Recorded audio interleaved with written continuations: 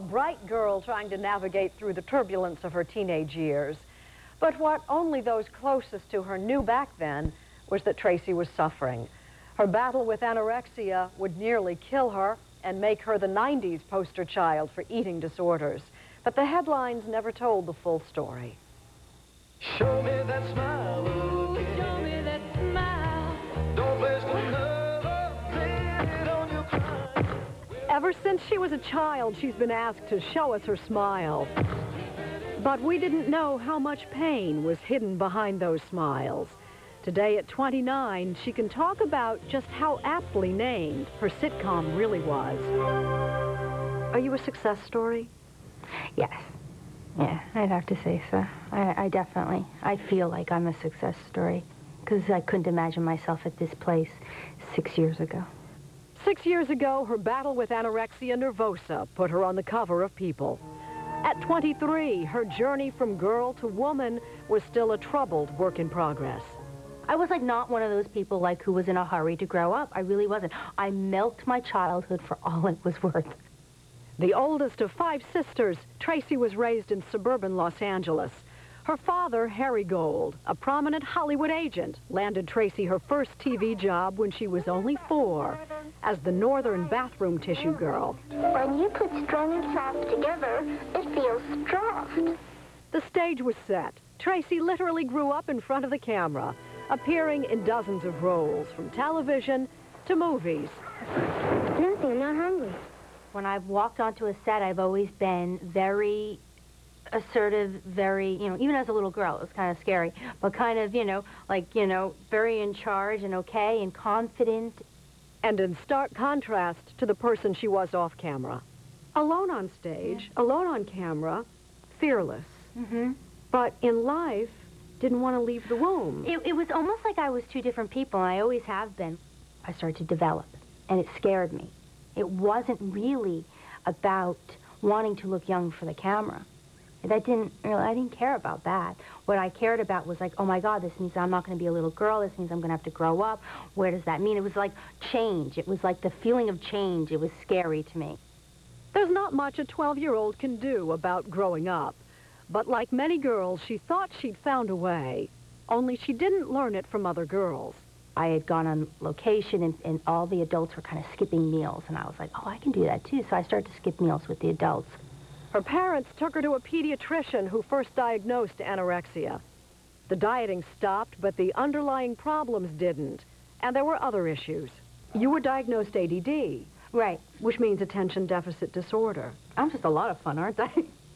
I was like at the bottom of my class, just struggling and struggling and struggling no matter how well I did. How hard I tried, I couldn't do good. And that's probably not correct, but I couldn't do well. Looking back on it, you had kind of a rough childhood. But it really wasn't. My childhood in whole was great. School sucked. I don't know. Ironically, her breakthrough role on Growing Pains in 1985 was that of a straight-A bookworm named Carol Seaver. Baby, I just know everything. In between, were there eating issues? No, I really liked eating at that point. By age 19, at 133 pounds, she began to see her weight as the target of the show's humor. You could tell them that you were stuck in a herd of cattle. You were taking it literally. It was just a show. Oh, I was very upset by it. I was very upset by it. I did not find it funny at all. But the show's writers did. She says it was sheer torment. And in desperation, she dropped 20 pounds in 2 months. And even when I started to lose weight, the jokes were still in there. And so I'd like read a script every time and kind of get into it and look and go, is there going to be a fat joke? Is there going to be a fat joke? And yeah, inevitably there probably would be. Yeah, you're probably right. They probably wouldn't buy that since you lost all that weight. Did anybody connected with the show understand that you had a medical history with anorexia? Mm-hmm. Yeah, they all did, but they didn't understand it at the time. But you know what? I want to state that that wasn't the reason I got anorexia. You know, I don't blame them because it was about me. By 1992, nobody was laughing anymore. She had to leave Growing Pains to enter the hospital. Anorexia and happy endings don't always go together. She was near the point of no return. Goodbye. Her weight, 80 pounds. There was one night when I saw myself in the mirror, and I was just like, oh my God. I was like, God, I look so bad, and panic got over me that, like, what have I done? What have I done? After that point, I never lost any more weight. And because it was like I looked at my body and I was like, I could die. It has been and continues to be a life and death battle, which she seems to be winning after several years of intensive psychotherapy. Even appearing in a TV movie in 1994 in which she played an anorexic. Please let me get you some soup. I want it. I do. But I can't.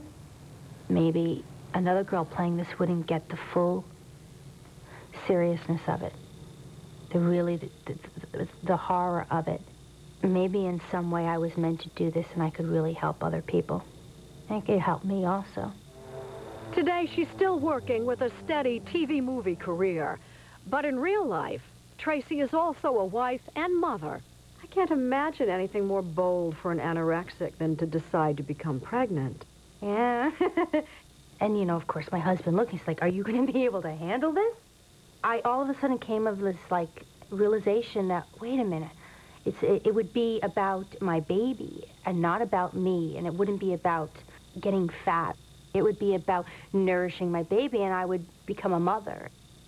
Tracey and her husband, Robbie Marshall, are expecting their second son. Well, I'm 7 months pregnant. She might like to have a little girl one day, if she's ready. Every year that kind of goes by that I don't have a little girl gives me time to heal myself even more and to be ready, because it's so important what I teach her about healthy eating and self-esteem within herself about her body. Show me that smile, show me that smile. On a scale of 1 to 10, your difficulties with anorexia, where are you now? I think the first number that pops into my head is 8. 8. I think that 10 is probably something that if you get to a 10, you're almost like taking the chance of not remembering where you came from.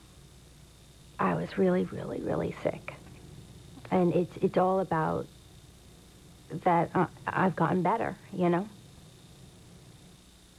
The producers of Growing Pains say they immediately focused on Tracey's off-camera well-being as soon as they found out about her problem and stopped the weight dialogue, which they describe as normal teenage banter between brother and sister.